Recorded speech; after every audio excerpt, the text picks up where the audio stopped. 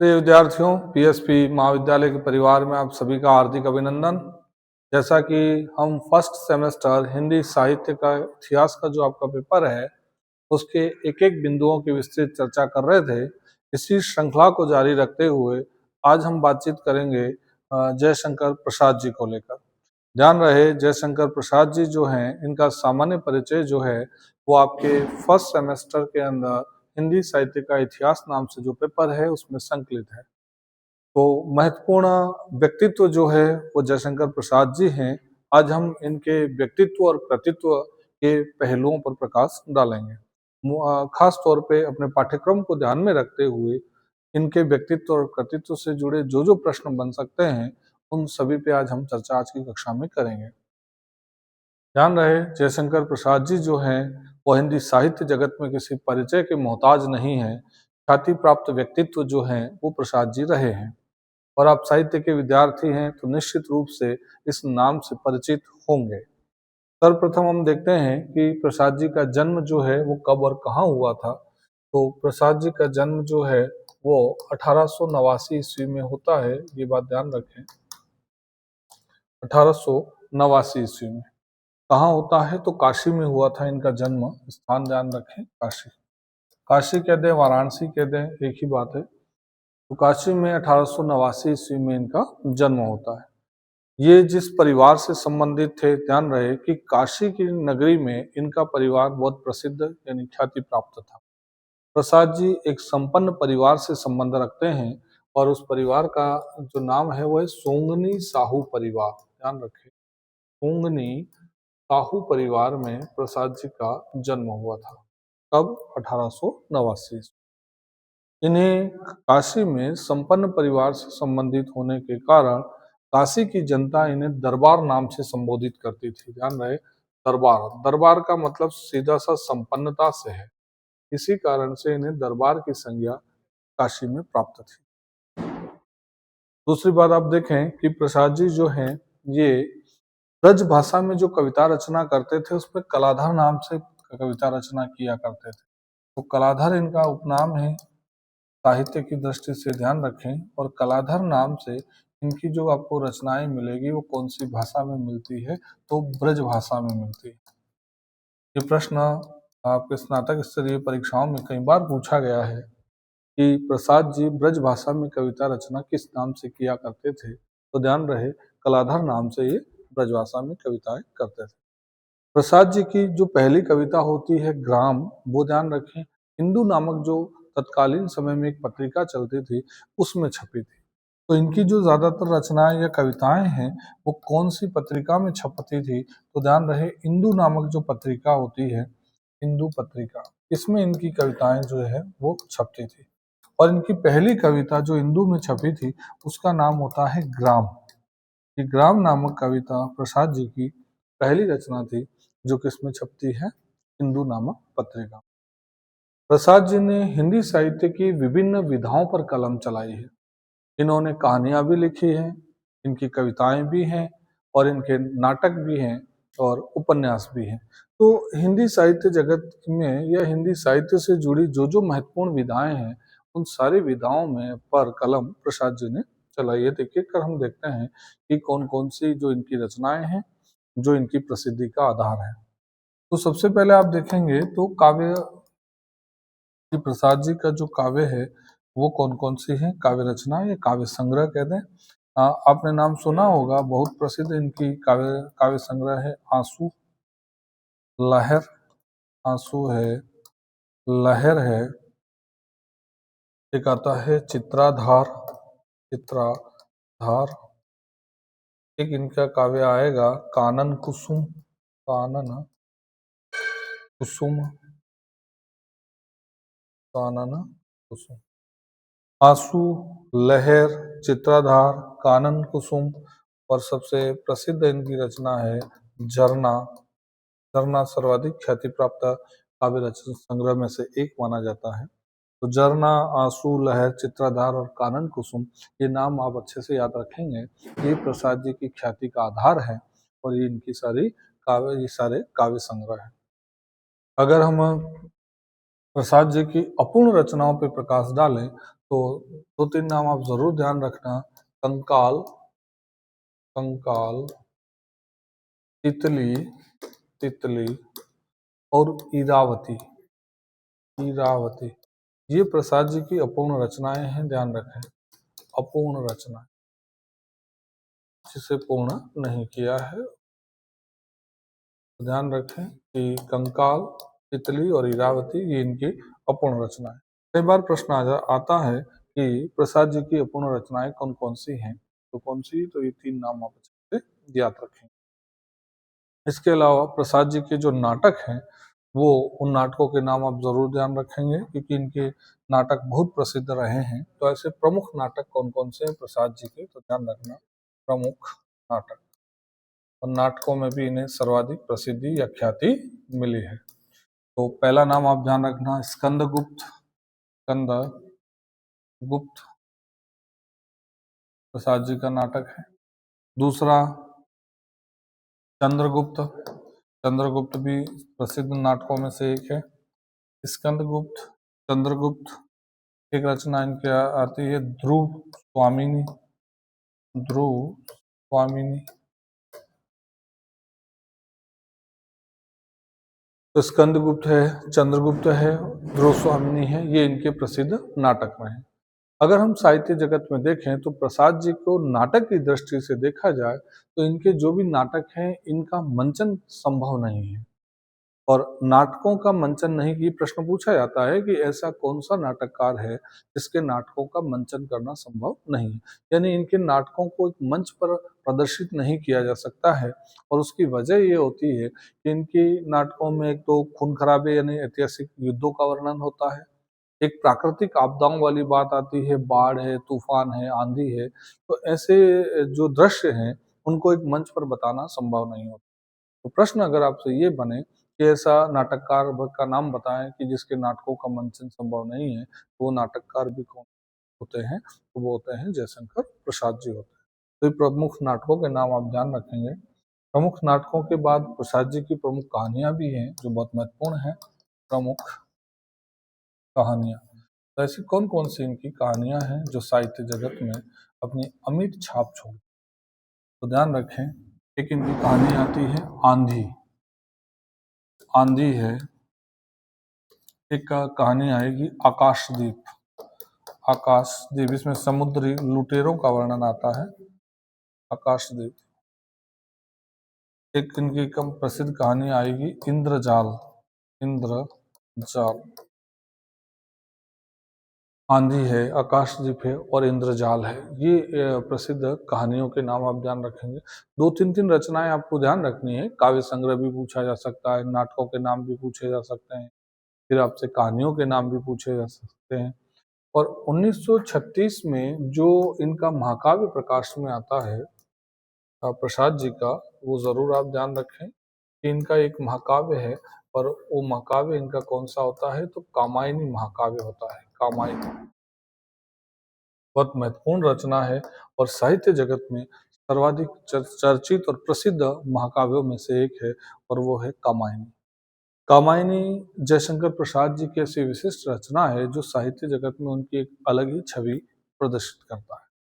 कामायनी के अंदर कुल 15 सर्ग हैं, आप जरूर ध्यान रखें। चिंता इसका पहला सर्ग होता है, 15 है। कुल सर्गों की अगर संख्या पूछी जाए तो सर्ग जो है वो कितने होते हैं, 15 सर्ग होते हैं।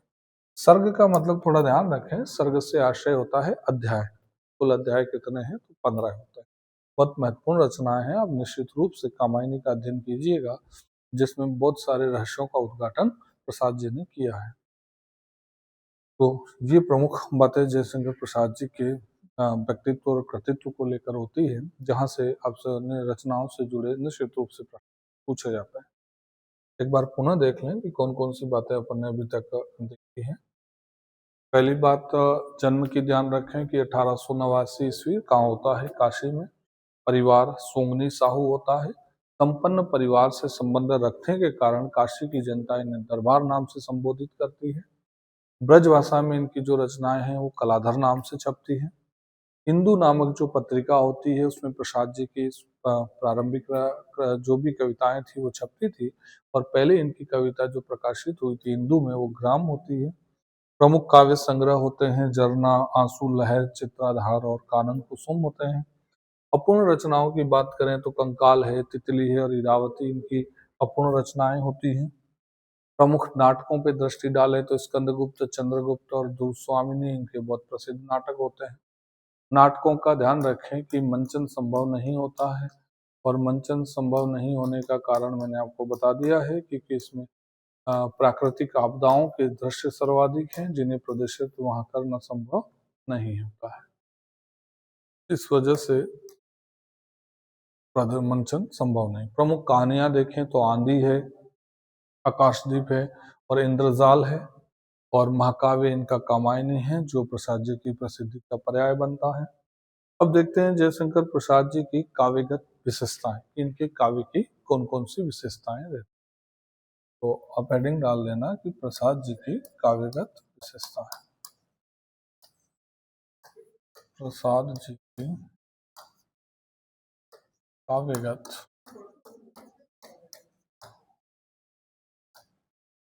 विशेषताएं। ये प्रश्न निश्चित रूप से ऐसा पूछा जाता है क्योंकि जो भी अपने पाठ्यक्रम में प्रमुख कवि शामिल किए हैं, आपको उनकी प्रमुख व्यक्तित्व और कृतित्व को मोटे मोटे तौर पे जानना है, ज़्यादा विस्तार से नहीं पूछा जाता है। बस एक प्रश्न थोड़ा बड़ा अगर बने तो वो काव्यगत विशेषताओं को लेकर बनता है।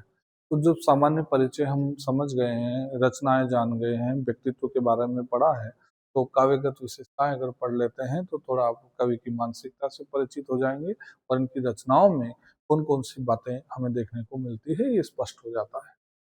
तो पहली विशेषता इनकी ध्यान रखें कि श्रृंगारिकता जो है, श्रृंगारिकता ये इनके काव्य की प्रमुख विशेषता है। श्रृंगारिकता, तो श्रृंगार परक जो रचनाएं हैं वो किसकी हैं? इसमें दो चीजें आती हैं श्रृंगारिकता में, ध्यान रखें। इसमें संयोग श्रृंगार भी मिलेगा और वियोग श्रृंगार भी मिलेगा। संयोग और वियोग दोनों श्रृंगार के पक्षों को प्रसाद जी ने बहुत बेहतरीन ढंग से उभारा है। तो जब भी हम इनके काव्य को पढ़ते हैं तो काव्य में श्रृंगारिकता निश्चित रूप से नजर आती है। तो श्रृंगार परक रचनाएं जो होती हैं वो किस? प्रसाद जी की। पहली विशेषता ध्यान रखें। संयोग और वियोग में सीधा सा अर्थ है, संयोग में मिलन होता है नायक नायिकाओं का, और वियोग की बात करें तो उसमें नायक और नायिकाओं के बीच में बिछुड़ना होता है, अलग अलग होता है।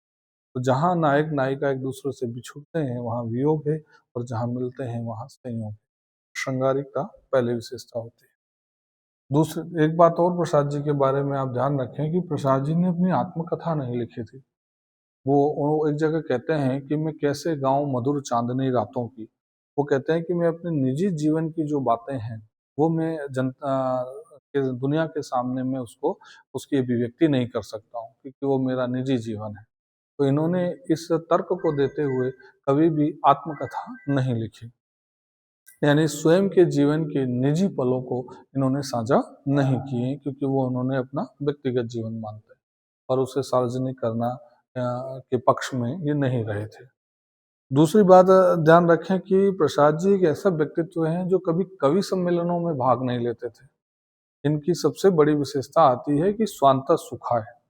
ये कहते हैं कि मैं इसलिए लिखता हूँ कि लिखने से मुझे संतुष्टि मिलती है या मुझे सुख मिलता है। इन्होंने कभी भी अपने इस कला को उन्होंने व्यवसाय का पर्याय नहीं बनाया या व्यवसाय की दृष्टि से नहीं लिया। ये कहते हैं कि मैं कवि सम्मेलनों में कविताएं सुनाकर उससे पैसा कमाना नहीं चाहता हूँ। मैं लिखने से, कविता लिखने से मुझे आनंद की अनुभूति होती है, मुझे संतुष्टि होती है, इसलिए मैं लिखता हूँ। तो प्रसाद जी के निजी जीवन की दो तीन बातें आप ध्यान रखें कि एक तो आत्मकथा नहीं लिखते हैं, दूसरी बात कवि सम्मेलनों में भाग नहीं लेते हैं, और वो लेखन कार्य इसीलिए करते हैं कि लिखने से उन्हें सुख मिलता है। तो पहली विशेषता ध्यान रखें, श्रृंगारिक था। दूसरी बात ध्यान रखें कि प्रकृति चित्रण, ये भी प्रकृति चित्रण भी इनकी काव्य की प्रमुख विशेषता है। प्रकृति चित्रण इन्होंने जो भी अपने काव्य में लिखा है, जैसे आप कामायनी महाकाव्य की बात करेंगे तो उसमें प्रकृति के विविध रूपों को इन्होंने उजागर किया है। और प्राकृतिक सौंदर्य जो है ना, प्रकृति चित्रण में ध्यान रखें कि प्राकृतिक सौंदर्य जो है उसकी इन्होंने यथार्थ परिभाषा दी है। तो आप इस काव्य का जब भी हम अध्ययन करते हैं तो प्रकृति के भांति भांति के रूप हमें देखने को मिलते हैं। तीसरी बात इनकी विशेषता ध्यान रखें कि रहस्यात्मकता।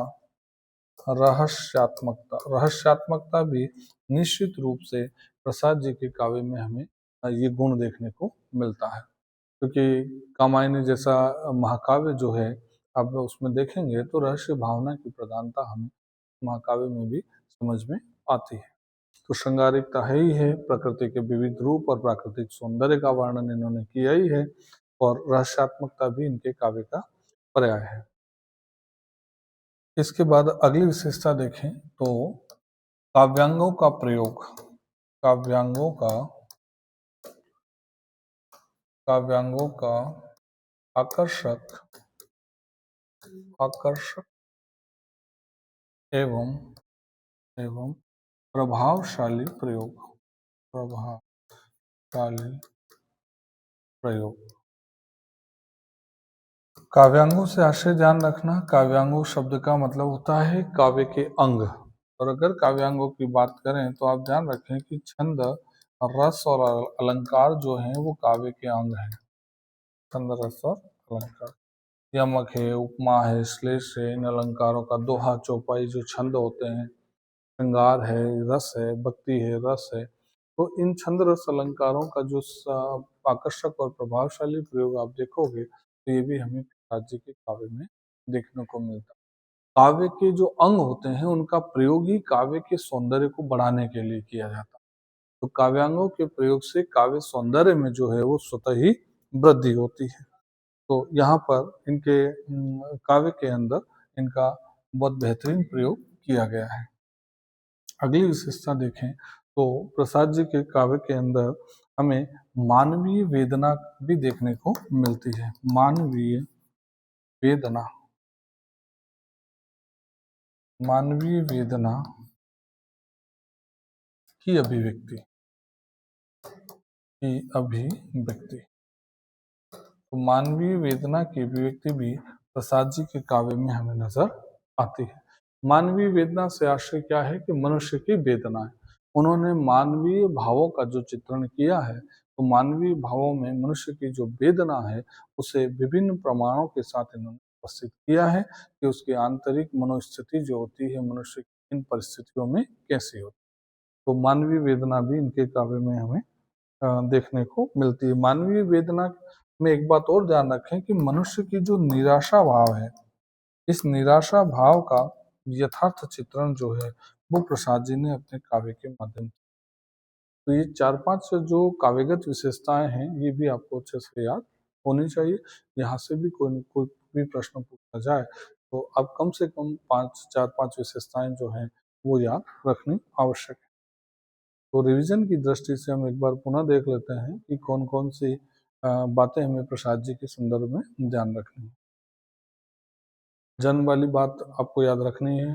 1889 ईस्वी काशी में परिवार कौन सा होता है, तो सुंगनी साहू है। संपन्नता के कारण दरबार की संज्ञा, कलाधर नाम से ब्रजभाषा में लेखन, हिंदू पत्रिका में इनकी रचनाओं का छपना, ग्राम नामक कविता जो पहली हिंदू पत्रिका में छपी, काव्य संग्रह ध्यान रखें, आंसू लहर, चित्राधार, कानन कुसुम करना है। अपूर्ण रचनाएं ध्यान रखें, काल, तितली, रावती आती हैं। और प्रमुख नाटक स्कंदगुप्त, चंद्रगुप्त और ध्रुवसामनी आते हैं। नाटकों का मंचन संभव नहीं है। लेखन कार्य की इनकी विशेषता स्वांतः सुखाई रही है, क्योंकि लिखने से नहीं मिलता है। कवि सम्मेलनों में भाग नहीं लेते थे। आत्मकथा इन्होंने नहीं लिखी है, क्योंकि अपने जीवन के निजी पलों का उल्लेख नहीं करना चाहते। कहानियों में आंधी, आकाशदीप और इंद्रजाल व प्रसिद्ध कहानियां रही है। और इनकी काव्यगत विशेषताएं श्रृंगारिकता है, प्रकृति चित्रण है, दृश्यात्मकता है, काव्यांगों का प्रयोग है और मानवीय वेदना की अभिव्यक्ति। ठीक है, और एक और इनकी विशेषता शामिल करें महत्वपूर्ण, राष्ट्रीय या देशभक्ति की भावना। राष्ट्र प्रेम, राष्ट्र प्रेम या देशभक्ति की भावना, देशभक्ति की भावना, ये भी इनके काव्य में, इसकी भी हमें इनके काव्य में यथार्थ परिभाषा मिलती है। तो ये तमाम इनकी काव्यगत विशेषता। तो मैं आशा करता हूँ कि जयशंकर प्रसाद जी के जो महत्वपूर्ण तथ्य हैं उन तथ्यों से आप परिचित होंगे और यहाँ से अगर कोई भी प्रश्न इनके व्यक्तित्व और कृतित्व को लेकर पूछा जाता है तो आप आसानी से दे सकते हैं। तो यहाँ तक प्रसाद जी की बात पूरी होती है। अगले व्यक्तित्व की चर्चा अपन अगले वीडियो में करते हैं। धन्यवाद।